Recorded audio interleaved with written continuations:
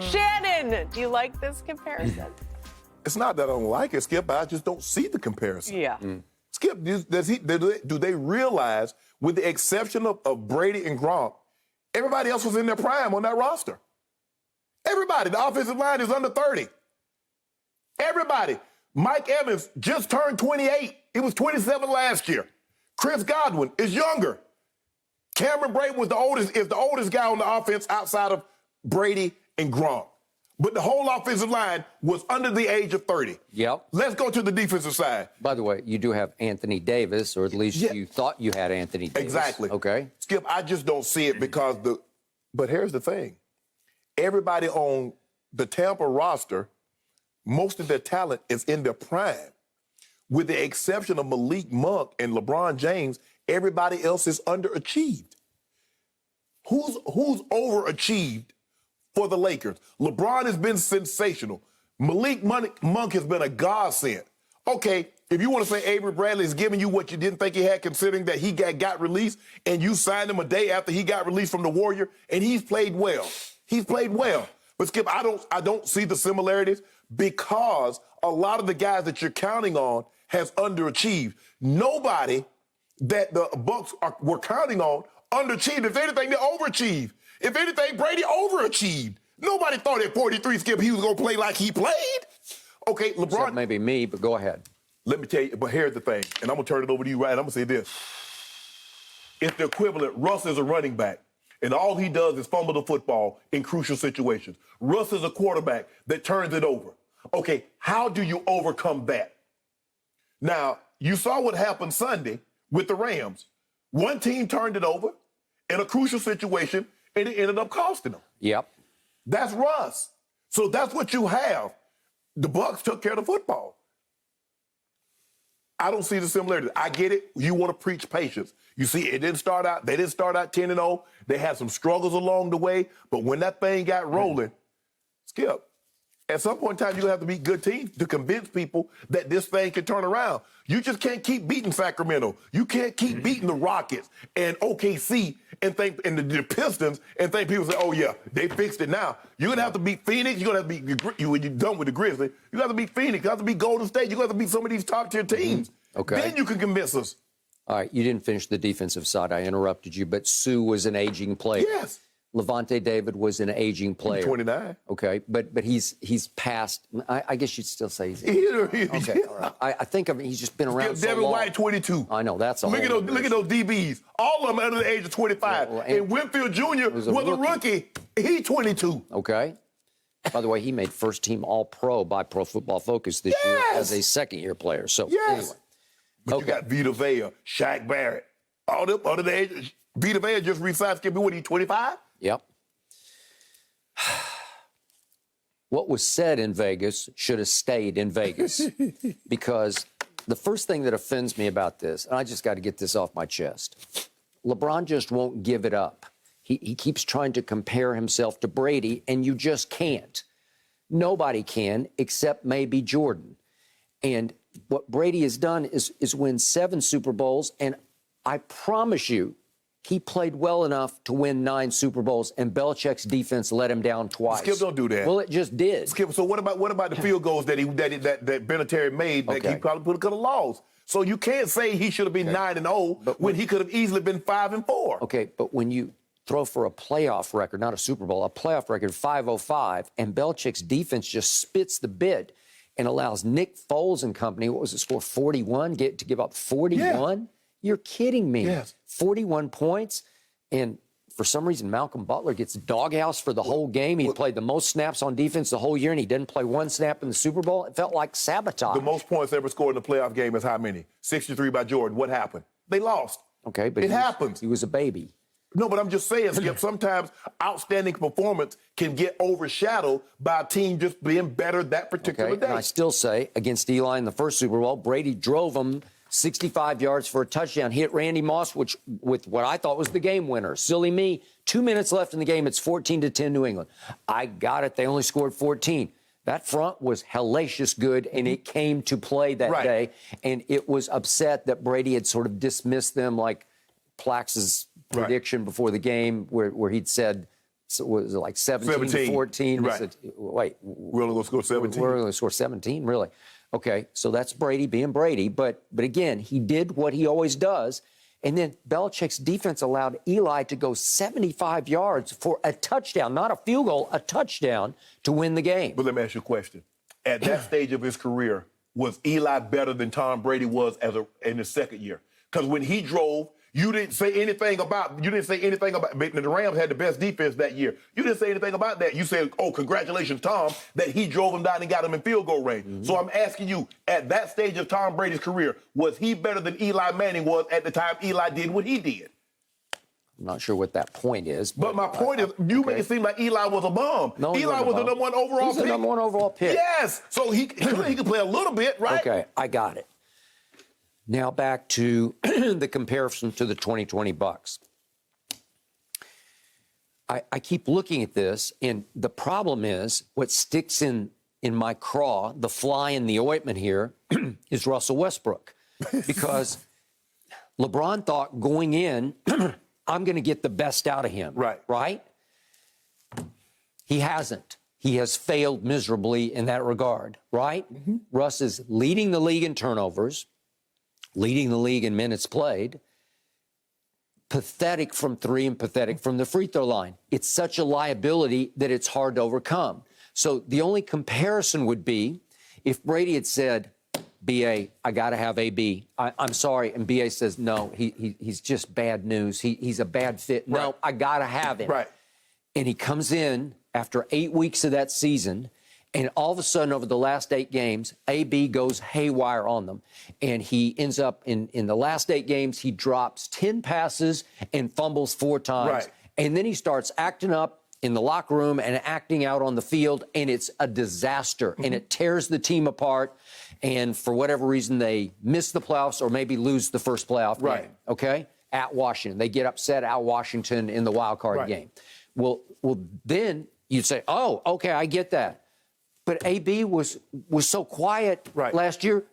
I think he was a model citizen. We never heard a peep out of him, right? But the thing is, in order for this also, Skip, I think when you look at, let's just say for the sake of argument, look at LeBron, the way he's playing and the way Tom played. So we're going to say that's a push. Nobody thought Tom would play that well. A few people did. You was one of the guys thought Tom would play well. LeBron's playing, averaging 29 points, 7 and 6. Nobody thought, but I'll give you that. What about the other guys that you're relying heavily on? How have they played? Russ has not played. AD, when he was playing, had not played like Russ did. Like AD, we expected him to play. Okay. Chris Godwin, Mike Evans. Well, they made the Pro Bowl for Jameis. Thank you. Okay, so what are you saying? Who's your Godwin and your Mike Evans? Who is it? You need the guys that you're counting on, Russ and mainly AD, Skip, to play to the level that you expected.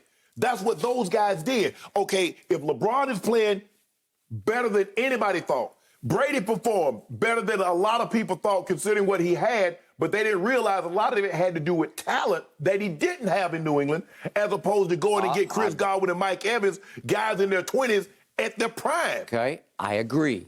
And then what happened right on time a year ago, it didn't really happen until, the truth is, it didn't happen until the second playoff game at New Orleans. The defense just took off. Right. It didn't really take off against Tyler Heineke because he was lighting them up at Washington. It was more Brady just outscored Taylor Heineke, right? Right. Well, something happened at New Orleans because that was a big-time statement game that sent Drew Brees into the sunset, right? Yes. Okay, they took off, and they became, by the time they got to Lambeau, I think they were the hottest defense in pro football. And when they went up against my homeboy, they shut him down. Right. And Levante David took Kelsey out of the game. Right. Well, that's hotter, right? Right. Okay, last year, a year ago, so in camp, they're coming off a year in which they were ranked, the Lakers, #1 in defense. Correct. They've plummeted. They're 16th as we speak. LeBron individually is ranked in defensive win shares 196th in the league. Well, it's last year he was top 10 much of the year. But you took the words out of my mouth. All right. Well, okay, so it doesn't compare because it's not happening. Right. And I think Melo actually did LeBron a disservice because LeBron didn't bring this up. Melo brought it up yesterday. Right. Because he was harking back to the message that LeBron was sending to them in their little players only. You know, they organized and had a sort of guys' night out in Las Vegas. Or they did a week, you know, and they started to get to know each other because it was a bunch of new guys. Right. And LeBron's message: we can be the 2020 Bucs. Right. We'll bring it all together here. We get some older players, but we'll all figure each other out and we'll take off at just the right time. Well, now we're halfway through and they're 21-20. Right. Well, can you see them taking off the way the 2020 Bucs? I don't either. I don't. Because at the end of the day, Skip, when you look at it, I mean, I just don't see the guys that, other than LeBron, and like I said, guys that you were really, really counting on. Skip, if Malik Monk gave you something, you're like, okay, we glad we got him. He's played the last 2 weeks. He's played better than anybody even envisioned. But what about AD? What about Russ? Skip, that's it. If those guys were playing like we thought they could play and AD didn't hurt, we'd have a different discussion. Because if LeBron is doing this, AD is giving you 27, Russ is giving you 19, and so let's just say for the sake of argument, Skip, he's giving 3.5 turnovers as opposed to 4.85. Okay, Skip, I can see this thing coming to a boil. But when have we haven't seen that, Skip? You can't beat 4 teams that are at the bottom or damn near the bottom and says, okay, yeah, we can turn this thing around. When you really haven't beat anybody to note. Okay, so if somehow LeBron had taken Russell Westbrook under his wing and had figured him out where he had somehow assimilated him into an offense where he doesn't fit, and LeBron had worked his basketball genius to say, this is your role. This works for you. Do this. Right. I can't see it because it was a bad fit from the start. Right. So that was LeBron's doing because he wanted Russ over Buddy Hield. What happened, Skip? Let me ask you a question. The starting running back at the start of the season last year was Ronald Jones. What would Ronald Jones keep doing? He kept fumbling the football, and B.A. put his ass on the bench. He did. So when Russ keeps turning the ball over, what can they do?